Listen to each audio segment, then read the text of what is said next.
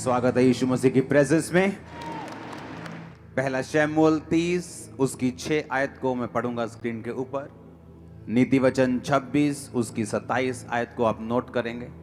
प्रेरितों के काम 12 उसकी 1 से लेके 8 आयत तक, इसको भी स्क्रीन के ऊपर हम पढ़ेंगे।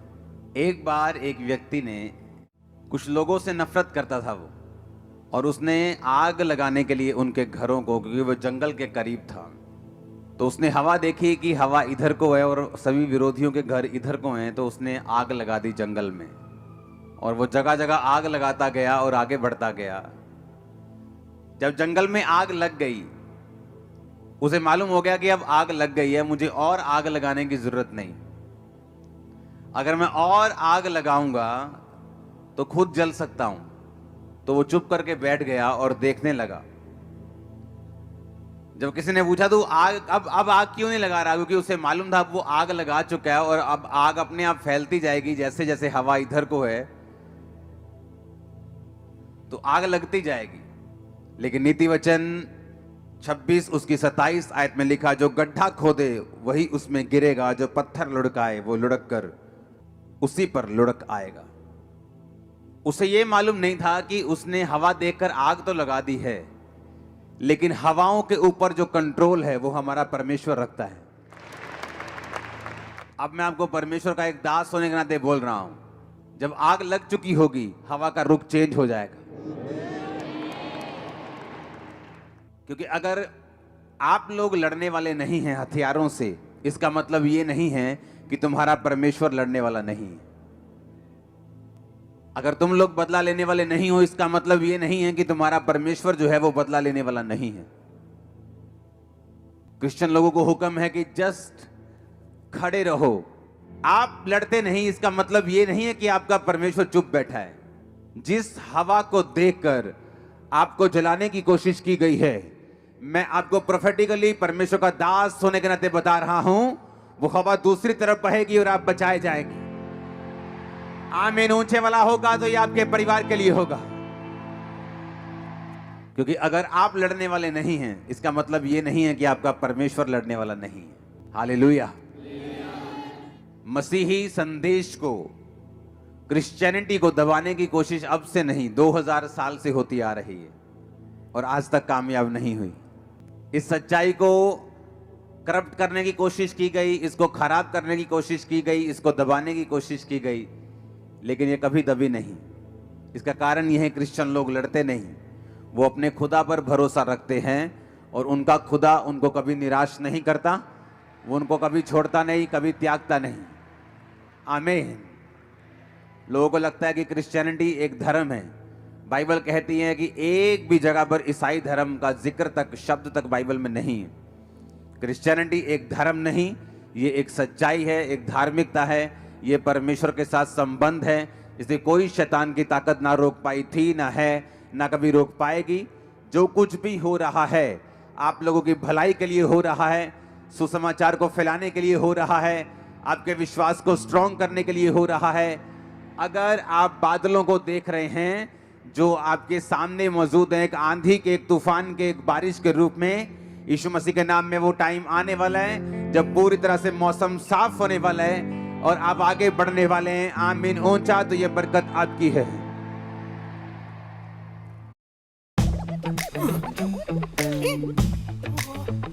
सेफ इन्वेस्टर्स के लिए तो ये बरकत आपकी है।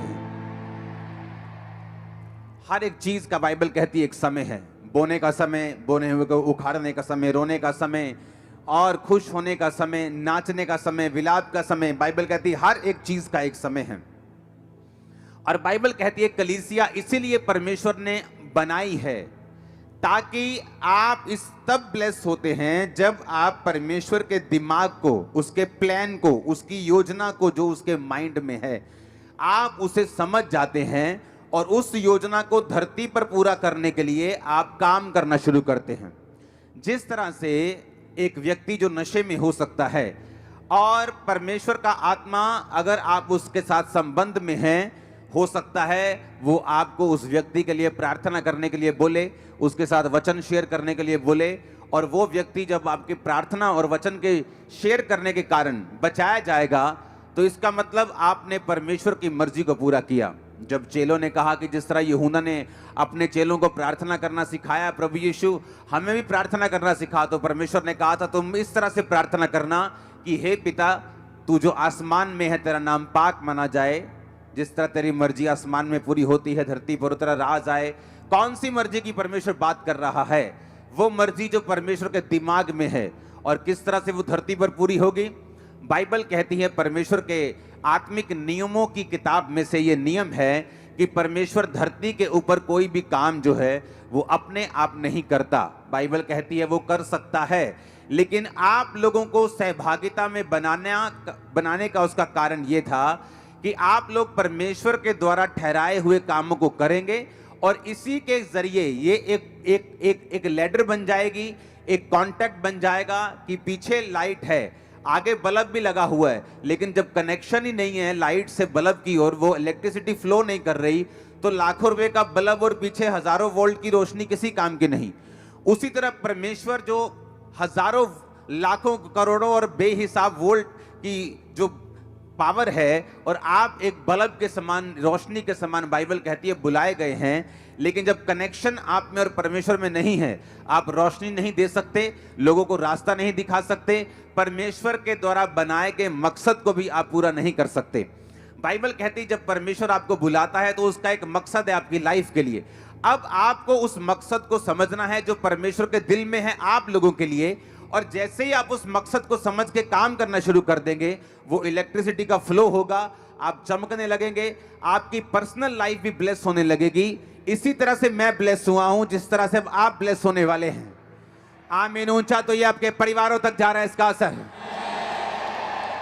तो अब मुझे ये बात समझ में आ गई कि मैं इसलिए ब्लेस होता हूं कि सिर्फ इसलिए नहीं कि मुझे एक जीवित कलीसिया में जाकर आमीन आमीन बोलना है, मुझे मास प्रेयर रिसीव करनी है और मैं ब्लेस हो जाऊंगा। इसके लिए परमेश्वर ने आपको नहीं बुलाया।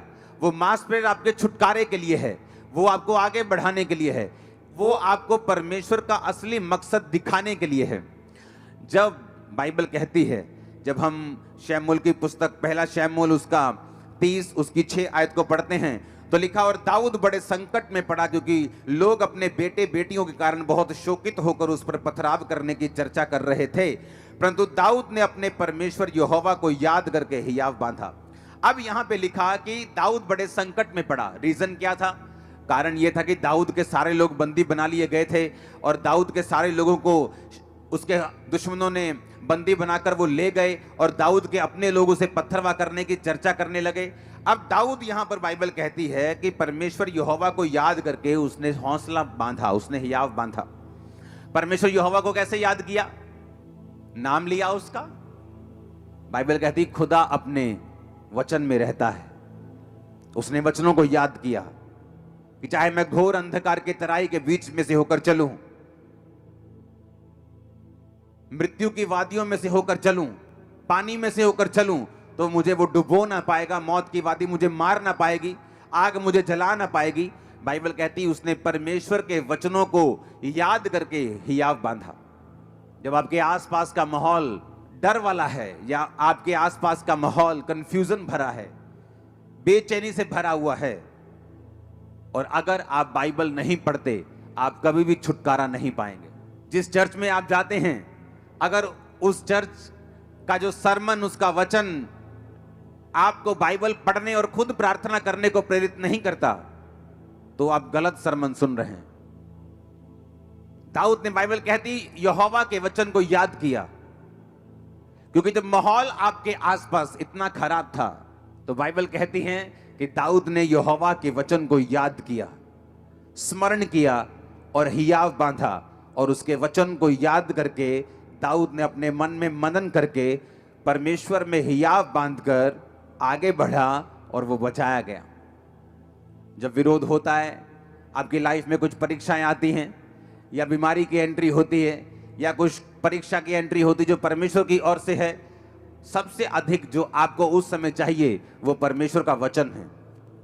और जैसे ही आप परमेश्वर के वर्ड को पढ़ते हैं, आप नोटिस करते हैं, चाहे आपके बाहर का माहौल कैसा भी हो, वो चाहे अभी चेंज हुआ या नहीं हुआ, आपके अंदर का माहौल जो है एक क्रिश्चियन व्यक्ति के लिए ज्यादा मायने करता है। जब अंदर का माहौल हिलता है तो आप डूबते हैं। बाइबल कहती पतरस जब परमेश्वर को पूछ कर चलने लगा कि प्रभु अगर तू ही है तो पानी पे चल के आऊं, तो परमेश्वर ने कहा आ जा। जब पानी पे चलने लगा, बाहर का माहौल तो वही था, आंधी और तूफान आ रहे थे, अंदर का माहौल बदल गया और वो डरने लगा, क्योंकि शैतान ने कहा ओए तुझे मालूम नहीं, इंसान को पानी पे चलने के लिए तो बनाया नहीं गया, मछलियों को बनाया गया। परमेश्वर ने तो मछलियों को बनाया पानी पे चलने के लिए और बहने के लिए और तैरने के लिए, तुझे तो नहीं बनाया, तो डूब जाएगा अभी।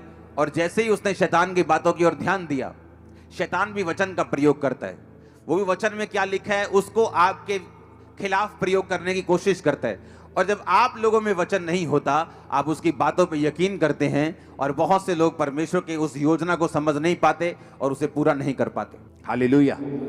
अब जब उसको बाइबल कहती है जब वो पानी पर था और जब पानी पर चलकर शक आ गया और डूबने लगा, तो परमेश्वर ने ये नहीं कहा तू क्यों अविश्वासी बना।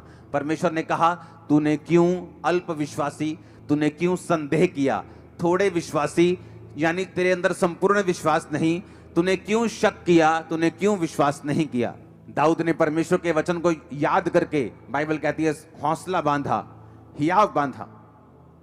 आपको ये बात समझ आनी चाहिए, पास्टर्स को खासकर जब वो सेवा में होते हैं, जब वो अलग अलग तरह की परीक्षाओं में या दुखों में या किसी तरह के सताव में होते हैं, आपको एक चीज जो चाहिए वो है परमेश्वर का वचन।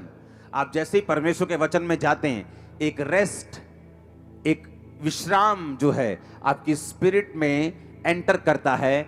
और जब तक ये विश्राम आपकी लाइफ में, आपकी स्पिरिट में एंटर नहीं करता, बाइबल कहती है आप बड़े बड़े काम नहीं कर सकते।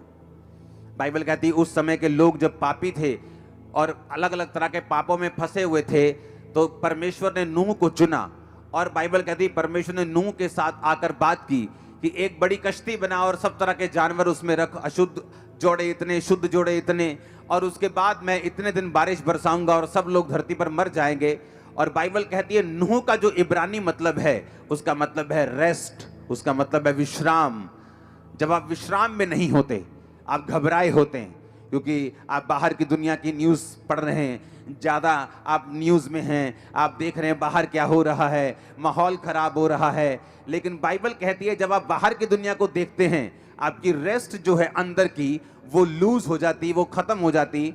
और जिस दिन आपका विश्राम जो है वो ख़त्म होता है, परमेश्वर आपको इस्तेमाल तो कर सकता है, लेकिन बड़े कामों के लिए आपको इस्तेमाल नहीं कर सकता, क्योंकि परमेश्वर को बड़े कामों में आपको इस्तेमाल करने के लिए एक विश्राम में, रेस्ट में, जो आदमी, जो औरत, जो खुदा का दास, दासी, विश्वासी, विश्वासनी रेस्ट में हो, आराम में हो।